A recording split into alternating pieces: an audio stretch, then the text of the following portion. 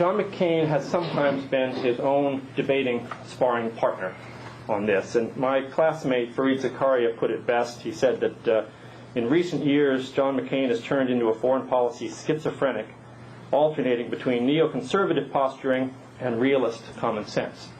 Today we're hearing realist common sense. And I hope that that is the John McCain who we would get if he were to be elected president.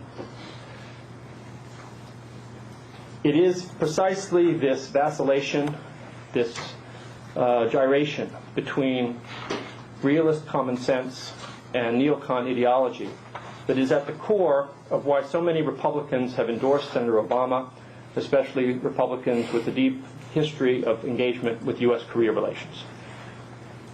Senator Richard Lugar, who has not endorsed Senator Obama, has nonetheless had this to say about talking with our adversaries. He said in Congressional Quarterly a couple of years ago, and again as recently as 2 weeks ago, he said that if most U.S. foreign policy attention is devoted to crises fomented by hostile regimes, then we are ceding the initiative to our enemies and reducing our capacity to lead in the world in ways that are more likely to affect our future. Any realistic American foreign policy must redeploy diplomatic, military, scientific, and economic resources. In some cases, he said, refusing to talk can be dangerous. Colin Powell said that I think the president has to reach out to the world and show that there's a new president, a new administration that is looking forward to working with our friends and allies, and in my judgment, also willing to talk to people who have not been willing to talk before. This is the time for outreach. And Senator Chuck the Hagel, lame, it's a joke, sorry. He has rejected the foreign policy approach of his friend John McCain. He said, I never understand how anyone in any realm of civilized discourse could sort through the big issues and challenges and threats and figure out how to deal with those without engaging in some way.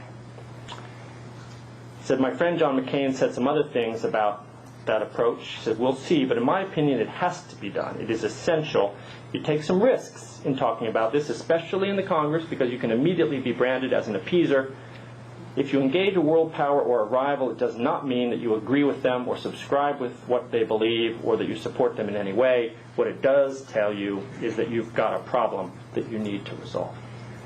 So what do we do now about North Korea? Senator McCain has been deeply skeptical about the six-party talks about engagement. Senator Obama, in an area of clear difference with Senator McCain, believes that we must have principled, direct diplomacy to complement the six-party process. We tried the McCain-Bush approach for 5 years.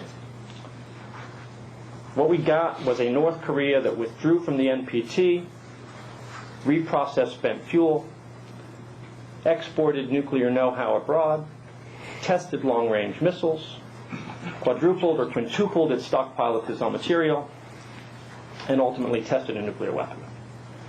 This is the record of what happens when we disengage from the challenges that we face on the Korean Peninsula.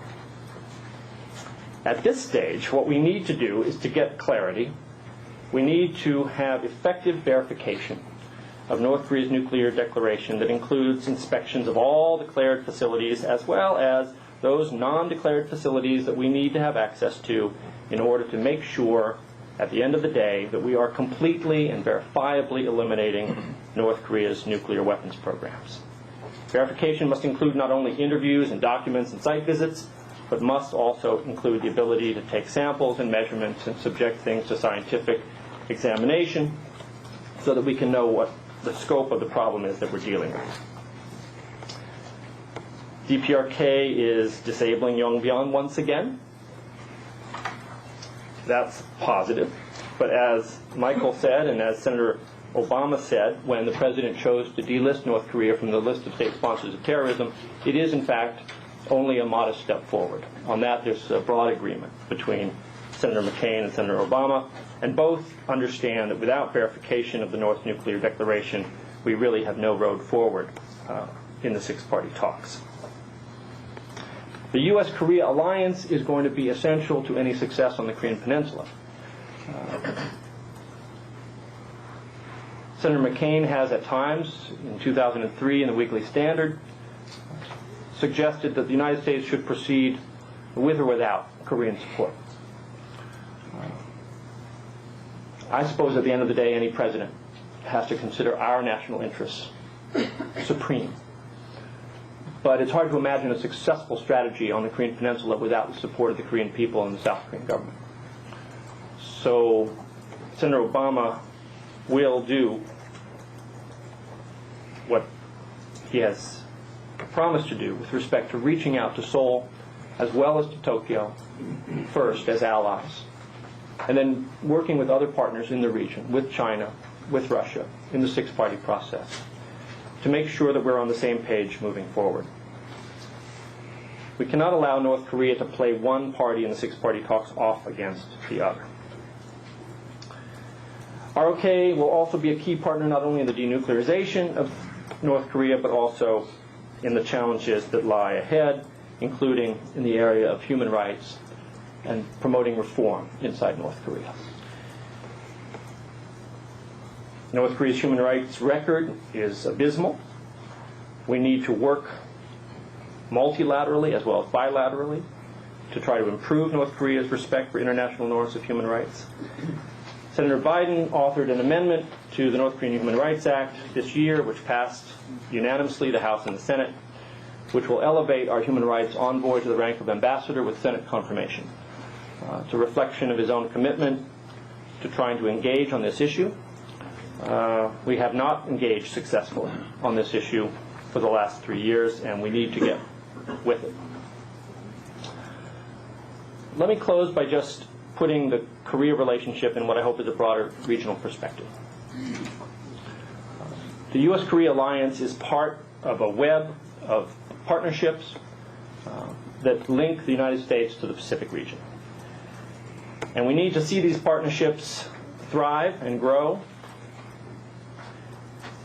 with traditional allies like Japan, Australia, Philippines, Thailand, but also with new partners, Indonesia, Vietnam, Malaysia, and other countries. Senator Obama will keep U.S. forces in the Western Pacific strong to deter aggression and maintain the U.S. capacity to defend our core national security interests and allies. And on China, another area where the McCain campaign has had some schizophrenia between those who support engagement and those who support containment. On China, an Obama administration will seek to expand areas of cooperation on trade, the environment, on non-proliferation, on regional security.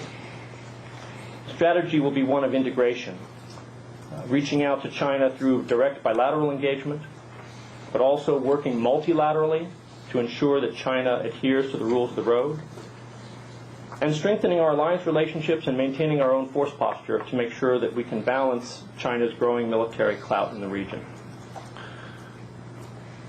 The U.S.-ROK relationship, therefore, should not be viewed in isolation, but part of a coherent strategy for Asia that involves not the somewhat unidimensional focus of the Bush administration on counterterrorism, but a much broader focus that encompasses our economic interests, our security interests, as well as our democratic values.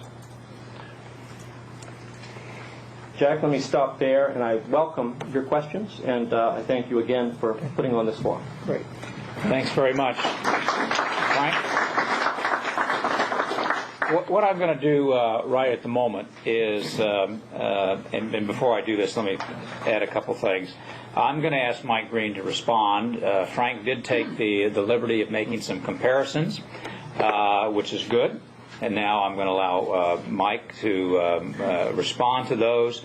And then I would like, if I may, interject the first couple of points or questions, and then we'll turn it over to the audience for you to ask questions directly.